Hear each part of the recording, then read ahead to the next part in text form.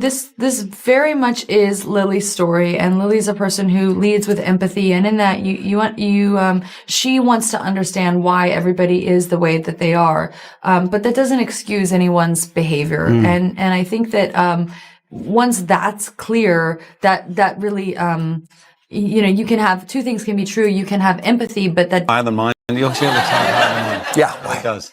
What, does that matter? I actually need the taller chair because I have a short torso. That's true. I actually have I'm 6'2", but oh my God, torso. I'm so bored right now. It's just a little thing. I've had to deal with this my whole life. And you have millions of readers, and every person sees something a little bit different. So the fact that it was so overwhelmingly positive just really warmed my heart. Honestly, I didn't have any hesitations. To me, it was a no-brainer. Colleen just laid out such a beautiful and clear roadmap for Lily's journey. I completely understood why she made the decisions that she made. And it was really important to me to be able to bring to life a character who was both strong and vulnerable, who was both passionate and passive, who was masculine and... Q always says is, hurting children is just unnecessarily frowned upon. So yeah, him in a full contact Quidditch match just someone said something about the spacing. I still really don't know how social media works. So if someone tells me how to fix spacing something, you just be with you and that's and just great. Yeah, you guys could be hanging out. Can we fold it? Watch your hand first of all. Be careful with it. Oh, hey! People think that they know you. I think because of how intrusive media is these days. There's people care so much more about your personal life than they do your work. And if you aren't open with your personal life, then they just make it up for you. And the trailer, it was put in trailer first, and we worked really hard on that trailer, and it was just so powerful. And it was never something. This it's a movie you should see in theaters. You don't see movies like this anymore, where you get to see like movie stars being born. I mean, this is Isabella's first movie. Like everybody on the screen just like pops, and to have a story that's like from a book that's such a big IP that hasn't been done, that hasn't been on screen before. It's such a special, event, especially now. And I am trying to take this conversation of masculinity out of politics, and I think that's the only way forward, honestly. So, all that to say, very grateful, and I've had the chance to listen and to watch you speak. Well, I first optioned this book in 2019, and at the time it had sold just under 1 million copies. And Blake Lively and Ryan Reynolds were once viewed as Hollywood's untouchable power duo, glamorous, clever, and commercially unstoppable. Their public image was polished to perfection, and their careers seemed immune to controversy. But that sheen is fading fast. A massive $400 million lawsuit filed by Justin Baldoni has put the couple in the legal hot seat, and it's being spearheaded by none other than renowned attorney Brian Friedman. He's not a courtroom regular, he's a legal wrecking ball with a reputation for taking opponents apart piece by piece. This time, his focus is squarely on Blake and Ryan, and the consequences are already rattling the industry. What began as what many assumed were simple harassment claims against Baldoni has exploded into a sprawling legal showdown. The reputations Blake and Ryan spent years building are unraveling in real time. Major sponsors are reportedly reevaluating partnerships, and whispers in entertainment circles suggest Marvel could be rethinking future commitments with Ryan. Industry watchers are asking the unthinkable. Could this battle topple one of Hollywood's most bankable couples? To understand how everything spiraled, we have to trace it back to the spark that lit the fuse. During the press run for Blake's summer release It Ends With Us, she accused Baldoni of fostering a toxic work environment and launching a smear campaign against her. The allegation landed with force, setting off a wave of public support. Fans rallied to her defense, praising her for speaking up and framing Baldoni as the aggressor. But Baldoni didn't stay silent. He immediately denounced the accusations as fabricated and strategically timed. He claimed the allegations were designed to damage his standing in the industry and sabotage his projects. From there, things escalated faster than anyone anticipated. Baldoni responded with lawsuits of his own, defamation, career interference, and damages tied to professional fallout. Ryan Reynolds, who had originally been nothing more than a supportive spouse on the sidelines, was pulled into the storm soon after. That's when Friedman's legal approach became unmistakably clear: target the couple as a unified brand. He began scrutinizing their joint ventures, public comments, and the influence they wield in both entertainment and business. Behind the scenes, insiders say studios started to panic. Contracts were quietly reviewed, and at least a few ongoing deals may be in jeopardy. Meanwhile, the media spotlight shifted dramatically. What was once celebrity drama transitioned into a broader discussion about liability, corporate image, and the fragile balance between star power and public trust. Social platforms lit up with arguments over credibility, legal responsibility, and the long-term impact on Hollywood's elite couples. Blake, once known for flawlessly navigating public perception, has struggled to regain control of the narrative. With lawsuits stacking up, online discourse gaining momentum, and studios watching closely, her usual PR strategies are no longer enough. Ryan's brand, typically insulated by humor and mass appeal, is now facing comparable scrutiny, and while the court proceedings are still unfolding, one thing is already crystal clear: the damage is not limited to headlines. Careers, partnerships, and legacies are all at stake. On and off the record marketing partnerships have slowed to a crawl. Endorsement contracts that were once automatic renewals are now under legal review, and the once carefully curated image of Blake Lively and Ryan Reynolds is being examined with the precision of a forensic audit. What started as a single workplace allegation has evolved into a layered and volatile dispute, one that now threatens to permanently reshape their standing in the entertainment industry. And just as the pressure built to a breaking point, the situation took an even more dramatic turn. The real shift began the moment Brian Friedman entered the arena. His arrival signaled that Justin Baldoni wasn't going to be quietly buried by accusations or public perception. With Friedman at the helm, the tone changed from reactive defense to calculated legal warfare. He's not a celebrity attorney who negotiates and moves on. He's a litigator known for bulldozing through opponents with precision, speed, and zero tolerance for compromise. According to insiders, Friedman told Baldoni that all he needed to do was stand back and let the system work in his favor. From that point forward, the legal landscape flipped. Counterclaims began appearing at a rapid pace, each more pointed than the last. Friedman didn't just focus on Blake, he widened the scope to include Ryan Reynolds, their publicity team, and even major media outlets that echoed the initial narrative. The New York Times was reportedly named in early filings, accused of helping shape a damaging public storyline that Friedman's philosophy was simple and brutal. No participant would be considered off-limits. His filings and statements made it clear that attacking his client wouldn't be treated as a skirmish, it would be answered with a full-scale legal counterstrike. The pivotal moment came when he filed a $400 million lawsuit targeting Blake Lively and Ryan Reynolds directly. The claims centered on defamation and alleged attempts to sabotage Baldoni's career through misinformation and coordinated influence. But this lawsuit wasn't only about damages.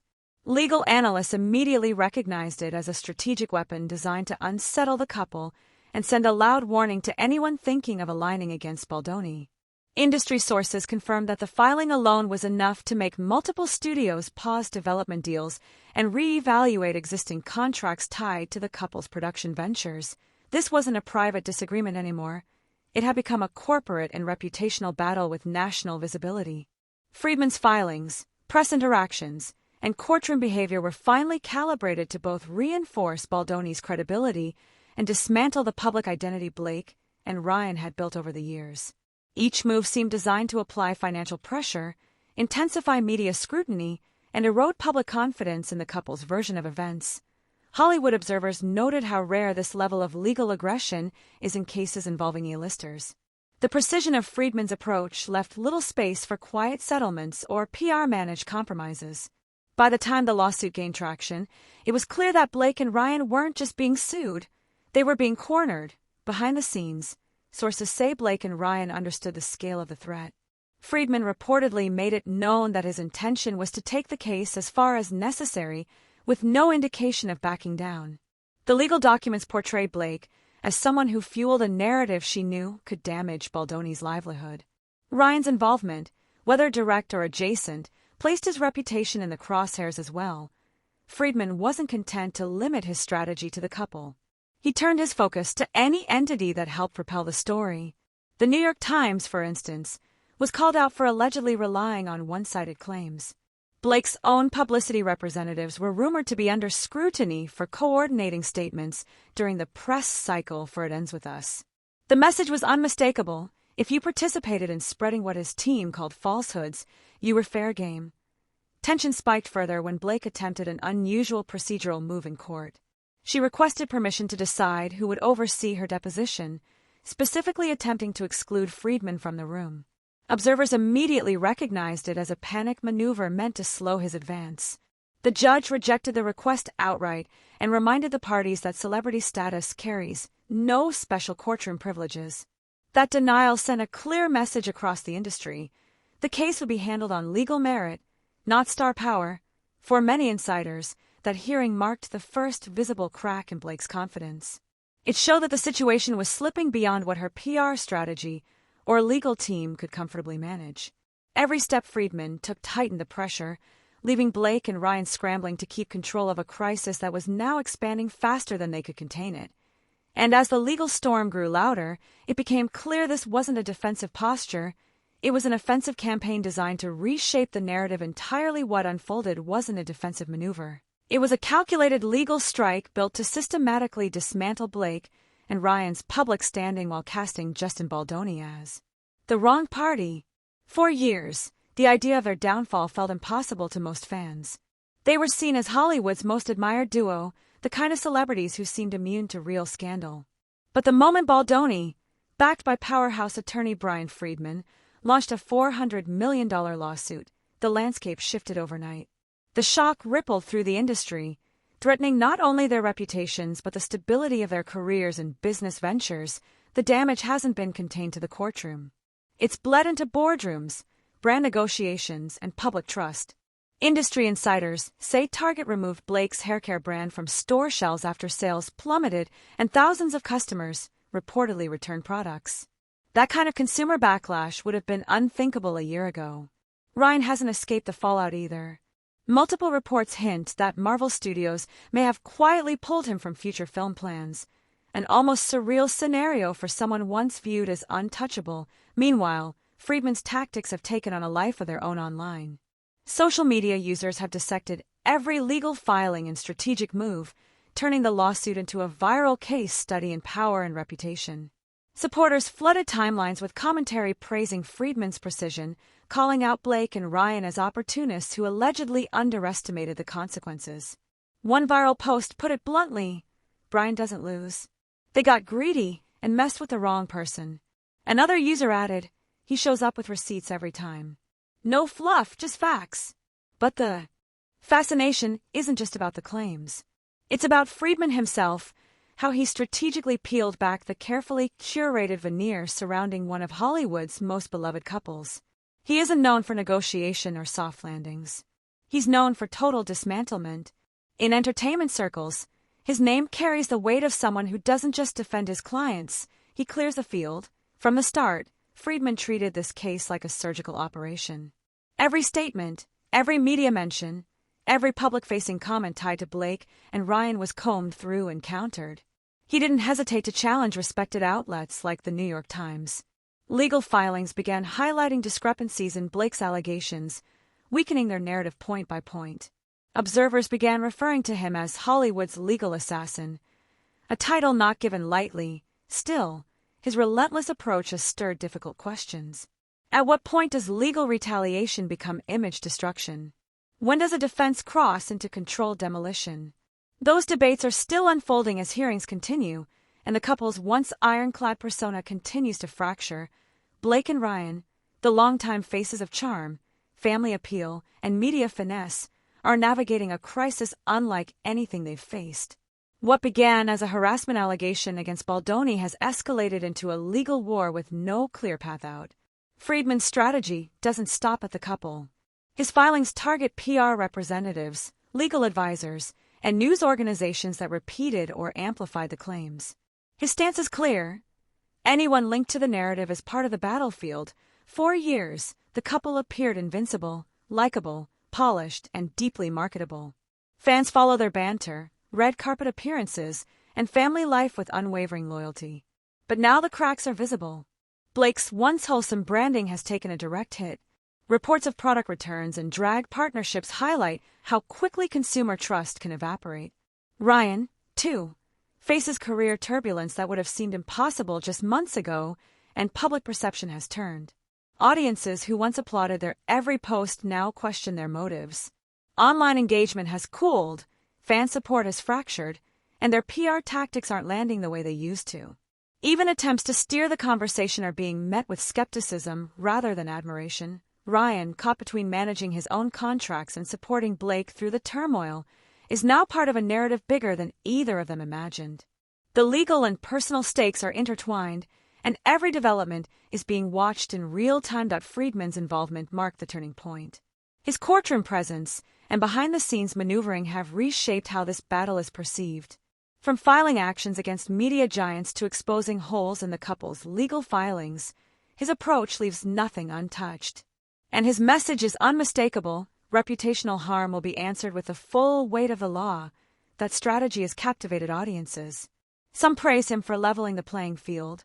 Others worry about what this means for future disputes involving public figures. How much control should a lawyer have over a narrative? And when does litigation evolve into full-blown reputation warfare? Beyond the legal filings, the consequences have bled into business deals, upcoming films, and public sentiment. Companies that once competed for partnership opportunities are now backing away. Within an industry where perception shapes opportunity, silence from insiders speaks volumes. Even casual observers have noticed how drastically the tone has changed around the couple. What was once the standard of celebrity success now reads like a cautionary headline. Though the case is ongoing, whispers of additional lawsuits and follow-up actions suggest this could stretch far beyond the current moment. Restoring trust in the public eye is notoriously difficult, and when a fall happens at this scale, recovery is anything but guaranteed. This case has become bigger than Blake, Ryan, or Baldoni. It's now a high-stakes demonstration of how fame, accountability, and legal power collide. It highlights the fragility of public image in a culture where opinions shift as quickly as headlines trend. Blake and Ryan are now navigating professional uncertainty, personal strain, and a public watching closely. Friedman's role has redefined the tone of the conflict, turning it into a blueprint for legal dominance in Hollywood. He isn't just defending a client, he's reshaping the rules, and now the central question lingers: can they recover from this? Or is this the start of a long-term decline? Fans, critics, journalists, and executives are all watching to see how it ends. One thing is undeniable: Hollywood's golden couple has been shaken to its core. The consequences of this battle will extend far beyond today's headlines. Their story now stands as a reminder of how fast influence can crumble, how expensive reputation really is, and how unforgiving the spotlight becomes when the narrative turns against you.